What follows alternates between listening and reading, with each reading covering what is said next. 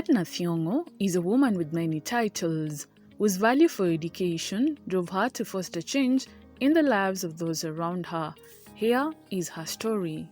I'm a market research practitioner, but the business, actually my firm does market research, training and strategy work. It's called B.T.C Group, and we are based in Nairobi, and we obviously help organizations in East Africa. And I'm also a trainer. I'm also a teacher. I teach at the University of Nairobi. I teach consumer behavior.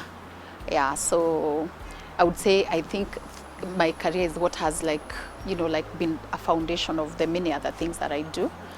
I found, I didn't know I would be an author. It just came up. It's something that I did 2 years ago actually. And it was inspired by my journey of becoming a mom. I became a mom at 40. She was appointed school patron in an alumni school and worked diligently to better the lives of students. I've been the school patron for my primary school, which is called Irindi Primary School in Uthaya. And we've done a lot of things there. When I became patron, the school was doing very badly. I think we were quite blacklisted even in the Ministry of Education. We were almost last all the time in exams.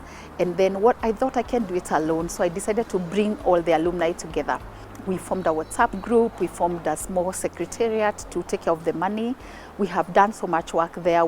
And I think one of the things I found that was important to restore that dignity was to change that uniform and to give them a uniform that is uplifting, aspirational, good looking. When they're walking around, when they're coming from school, they're the best looking. So they look like they're coming from the academies. They look like the ones who are dropped by buses. Yeah, it is not my effort alone, it is actually the whole group that I really, really love. They are amazing. Her passion is geared towards uniting people to achieve greatness. My philanthropy is, I'm very passionate about communities, and I started, I've been doing this for over 10 years. I grew up in the village, and I think for me, it was when I saw how difficult it is to get out of a village, and my parents used to tell us all the time, because my two parents were teachers, so they really used to impress on us the importance of education. And they used to tell us, work hard, then you go to the university. And it's kind of, they used to tell us something about a life that they had not seen themselves. The first time I came to Nairobi was to university, and that is how it was big for me. Bringing people together, I love it. I love calling people rallying people to a cause. So I think for me it hasn't been difficult. Of course it's very hard, but I find that when you give people a reason, they obviously come together easily. Yeah, so for me it doesn't pain me to stay up at night at 1 a.m. still reminding people we need money for. Yeah, and it has worked very well. We haven't gotten corporate donors, but I think in future we should consider talking to corporate donors to help us do a few things that we really want to do, like build a big library and, modernize the school. Yeah, I believe that it's going to be the state-of-the-art school that, people will admire in Uthaya. From a career woman to a mother, Edna takes us through the journey of motherhood. To be a mom is I think, the job that was most, for me, most difficult to do, but also natural. Like, I didn't have to train for it, and I find that it's quite a natural thing to do, but very difficult and least recognized. I guess it's the one that I was never paid for. Yeah, compared to all the other things that people have to pay me if I talk to them, if I teach them, if I train them, and all that. I think I've been a career woman for all my life. That is up to, and I've told it in my book, up to, I guess, maybe around 37, 38 is when I started thinking about, hey, I'm about to turn 40. And yeah, so I guess the call. I wrote a story there about the call, how I had the call to motherhood and how I responded. The story is called I Said Yes. It's in my book. And I think for me, that's what I've seen now. I think becoming a mom has changed my life. It's been, it's like giving another person, raising another human being, that responsibility. And the big thing that I found was, or the lesson that I have seen that I would like to pass on or to ask other people to pay attention to, is the work that mothers do. I find like mothers do an amazing job that goes unnoticed. And when I say that, I'm not saying that, I'm not saying please come kneel before us and say thank you. I'm just saying, let us notice it so that we can support moms, to just pay attention to mothers and find ways. And I really thank corporates like Safaricom, like SBM Bank and other banks. I think, I'm sure KCB does that as well. Equity Bank, I think. They offer opportunities for moms to bring their children to work. And I'm not sure about those organizations by the way, but I'm very sure about Safaricom. They offer the opportunity for mothers to bring their children at work and come even with their nannies and be able to work when they're not so stressed about their children. Because I think even when a mom goes to work, she's still thinking about the child. Yeah, especially when children are very young. When they grow, we all become the same. So I think when we are all in our 50s, then we go back now to just being like men, because we have raised our children, they've gone to school, and we are all this. But mothers continue being moms. So I'm just saying it's very important to pay attention to that. The other thing that I saw that is very important to pay attention to is just a mom's mental wellness. Motherhood comes with changes, even in your home, I don't know, even in just how you feel about yourself. There are moms who won't go back to glam. They just don't feel like glamming anymore. There are moms who go through what we call postpartum depression, and they never recover. I can tell you of moms that I know who went through postpartum depression and they never recovered. They lost their careers and they lost their livelihoods. There are other moms who went through postpartum depression, but people did not pay attention to it, and so they did not know that's what happened to them. And so they're struggling to be okay or to be themselves, but they're wondering what is it that happened to them. But it was that. And because they were not supported, they're not back to 100% themselves. Becoming a mother inspired her to author a book titled Tea with Mom, a book that is all about love and gratitude for mothers of all ages across the globe. Interesting enough is that I wrote actually when I was a new mom. How I balanced, I don't know. I know, thank God for COVID, because we had so much time. When COVID came, we closed our office, we were working from home, and so I guess we found ourselves at home and having a bit of time.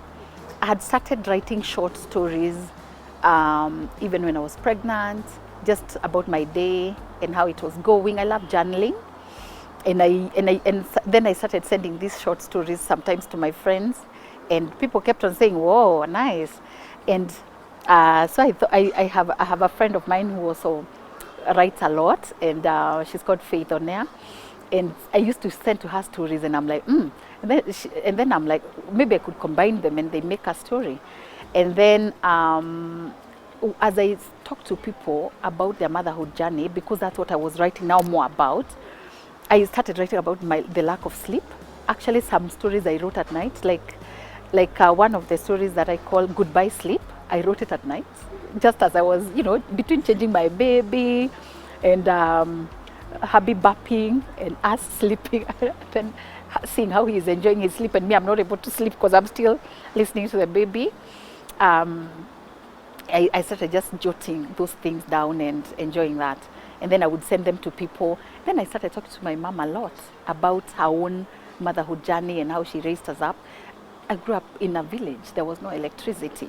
So I used to ask my mom, how are you managing? How are you, holding us up and ensuring that we are okay? How are you changing us at night? How are you feeding us? You have to light the lamp. I don't even know what it's called in English. The lamp, the lantern. All that. So and then I also started talking to other people, and I realized the stories are common. There was a lot of commonality in motherhood. The stories of people's moms were also the same. So what I thought is, instead of even telling my own story, how about we tell our mothers' stories? So Tea with Mom is a collection of 46 stories of our mothers, told by 46 different people about their moms. it's just a book that comes to celebrate moms across the globe for the wonderful job that they do. And for me, ideally, what I wanted to do was just say thank you. So this book was more for just to thank them and to just tell them that we see them and we notice them and we recognize the work that they did. The book, she says, is available on various platforms, including social media. I got good support also from the contributors, because the stories, I asked everybody to write, even if they wrote on WhatsApp and they sent me and I helped them to build the stories. Yeah, but I got a lot of support from, and I also wanted to tell stories the way people told me about their mothers, because they were so passionate. Yeah, it's interesting. I have people who are like in their 70s who wrote about their moms and they could remember very fine details of, you know, like a story from Robert Folser, who from the UK, who told me about his mom who came to Kenya, and you know, like he's almost 80 and he could tell about his mom and he could remember. Although the art industry is so competitive, Edna says the future is bright for artists. What I'm saying is that art is developing and one day it will pay off. Today, when you think about Chimamanda, she's a multimillionaire. When you think about Robin Sharma, when you think about Paulo Coelho, they are billionaires because of writing books. Ngugi wa Thiong'o, of course, because he went to the US, he's become very successful. But even here in Kenya, we are going to start to see art paying off. So for me, I think my motivation right now is not monetary, because it won't feed my family as such, but it's the faith that we are going to leave a legacy. We are going to put this content down. It's going to be for generations to come. To the government, let us protect artists. Let us be like, you know, in the West, where people eat off this hard labor, because it's a lot of difficult work. To put together content is not easy. So let us come up with policies to support content, to protect artists, and to make it profitable for them. Let them be able to live off their work. Yeah, and I believe it's going to happen as in our lifetime. But that's my challenge, obviously, to the government, that in our lifetime we can be able to see the fruit. And for the people who are stealing other people's work, PDFing books and selling them off WhatsApp groups, please let's stop doing that. It's not nice. Yeah, if someone sends you a PDF, please ask them where it is in the bookshop. Buy it off Amazon. Like for me, my book is only $4.99 in Amazon. So it's just 400 shillings. It's what you eat in KFC. You can buy the book. She is so passionate about community work and is a Rotarian under the Rotary Club of Nairobi. I'm also a Rotarian. I'm a Rotarian. My Rotary Club is called Rejoice. I think I love giving back to the society. People always ask me, would you rather be a politician or a philanthropist? And I'm always like, I would rather be a philanthropist. Yeah, I love to uplift societies. I would love to, if I had a lot of money, I would, you know, like remove all the children from the streets. I would ensure that all children are going to school and they're happy and they're going to school with dignity. That is what I would like to do. So for me, my vision is just to have children enjoying school. Rotary is a group of people who have come together to do good. And the vision for Rotary is to change the world through charity, helping, and all that. So in our Rotary Club, we do a lot of things like helping schools. We've done many things. Like during COVID, we donated tanks to police stations for police stations to have washing hand stations, you know, because we thought that was a need then. We have helped schools. We had a lot of feeding programs during COVID time because people lost their livelihoods, and we knew that there were a lot of people who did not have any way of putting food at the table. We fundraised. Rotary fundraises a lot across the globe. Rotary is a global organization, so there's a lot that Rotary does. But it's the beautiful thing with Rotary is it's a group of people that are just focused on impacting the societies through, you know, charity work and through doing good. Edna is currently writing a novel and more stories with different themes on parenting and motherhood. This is a beginning and I can't wait to write more. I'm writing a novel, and I'm also writing more stories. What is coming up now with Tea with Mom, I'll just be doing more themes, more short stories of different themes about motherhood, parenting, all that, with different themes. And then I'm also thinking about working on a novel. I started working on it a long time ago, just hoping that I can be able to build that. What I would say to children, and especially parent-children relationship, we are growing. We've grown from, our parents had a good time. There was no digital, there was no phone, there was no computer, there was no Google. So I think we were better children. Maybe we were easier children. I don't know. My mom tells me it's the same. It's the same. It hasn't changed. Even them, they rebelled. We rebelled, and our children are going to rebel. But what I would say, as I said earlier, like the Luo proverb, or I don't know why, I don't know whether it's a Luo proverb, we need to check. But what I was saying is that what a boy sees standing can be seen by an older person sitting down. So obviously your parent sees more. You know, they've been there. I always tell my kids, I have 2 stepkids who are in their 20s, and I tell them, you know, I'm 20 years ahead. So what I'm telling you is 20 years ahead, like I've walked that journey that you can't even visualize. So a parent always has more knowledge. But my appeal to parents would be, let us also respect our children. The book, she says, is available on various platforms, including social media.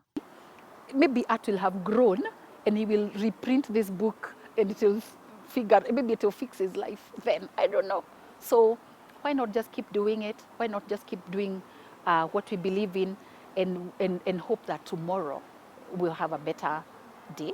We'll have a better governance that will support artists, and that people will not PDF my book and sell it, that they'll buy a hard copy. Or if when they're buying a digital copy, they'll buy from Amazon, you know, genuinely. What I would say, especially about to the government, let us protect artists. Let us be like, you know, in the West, where people eat off this hard labor, because it's a lot of difficult work. To put together content is not easy. So let us come up with policies to support content, to protect artists, and to make it profitable for them.